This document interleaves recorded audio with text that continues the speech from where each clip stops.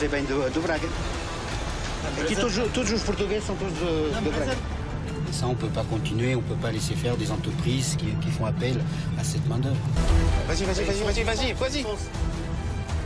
Monsieur, venez ici. Vous avez signé un contrat? Rien du tout, pour l'instant. Il y a tout.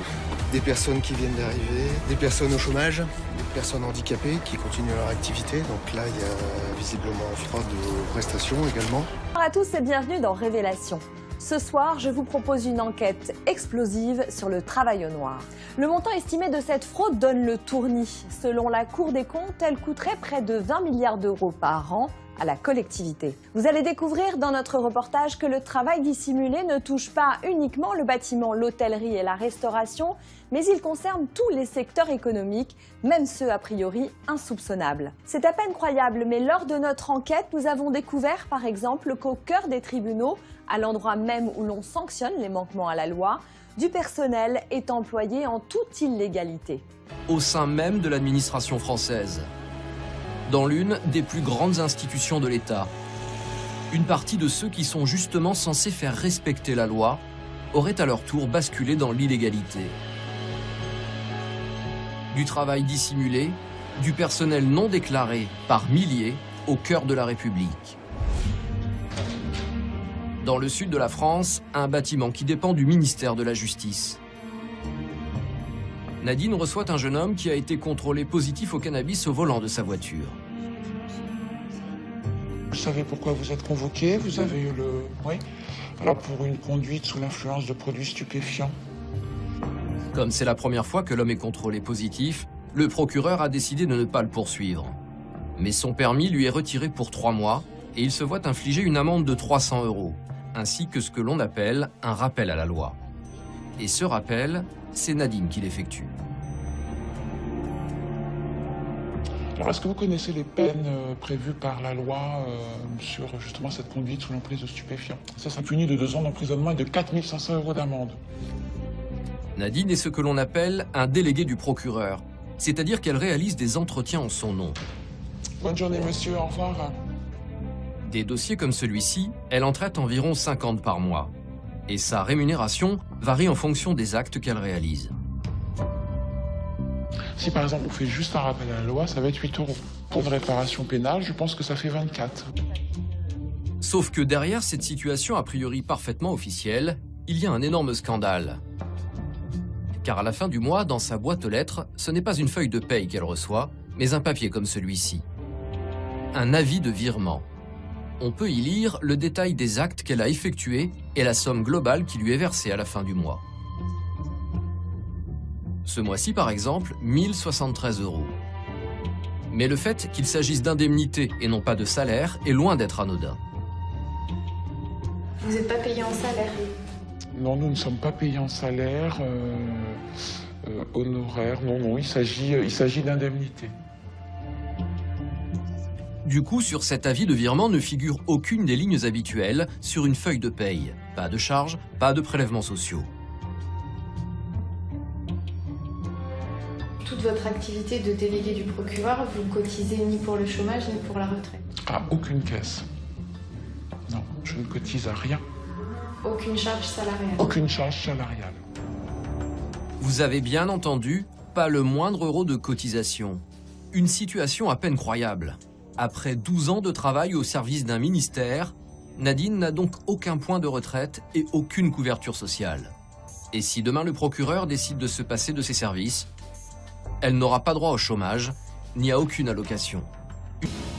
En France, il y a près de 2000 délégués du procureur comme Nadine, et tous sont logés à la même enseigne. Et le plus surprenant, c'est que ce système a été mis en place par les plus hautes instances de l'État et qu'il existe depuis plus de 15 ans. Tout commence en 1998. La garde des Sceaux de l'époque, Elisabeth Guigou, fait face à une situation délicate. Les tribunaux sont engorgés. Les procureurs croulent sous les dossiers, il faut alléger leurs tâches.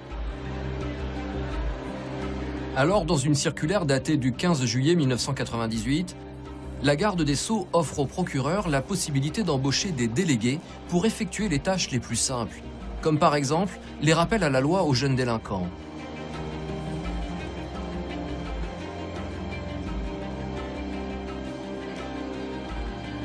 Des citoyens qui soulagent le procureur d'une partie de son travail.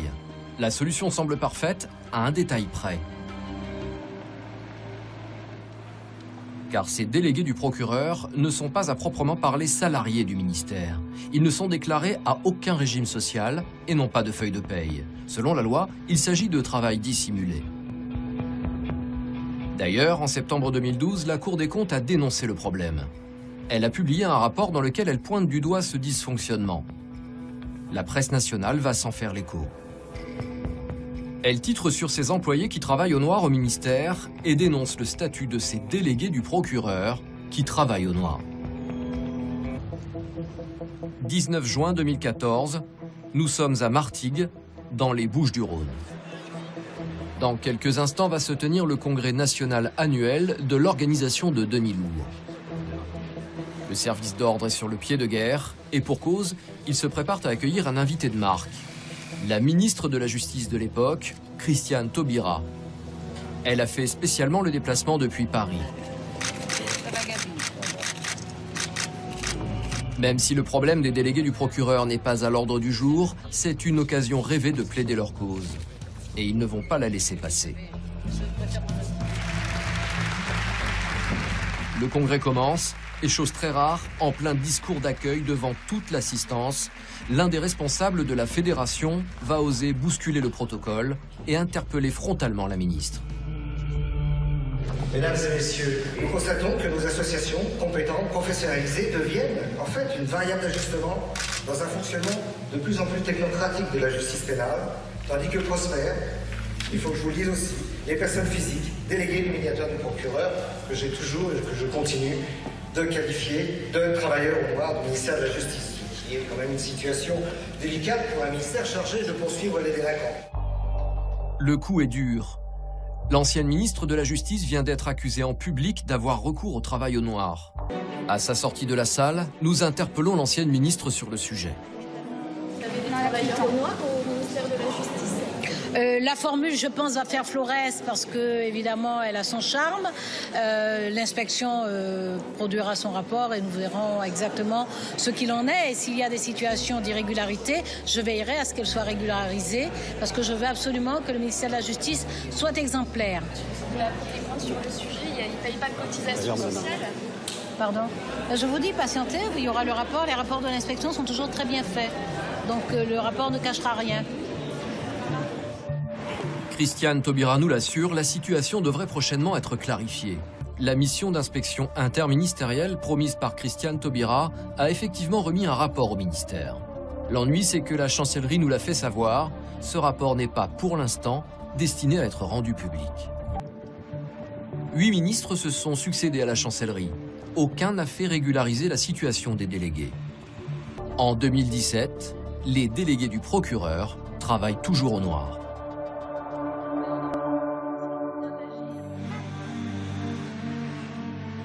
Un ministère de la Justice qui ne respecte pas la loi, c'est un symbole spectaculaire. Et le signe que le travail dissimulé touche désormais des secteurs insoupçonnés comme l'administration. Le montant estimé de cette fraude donne le tournis. Selon la Cour des comptes, elle coûterait près de 20 milliards d'euros par an à la collectivité.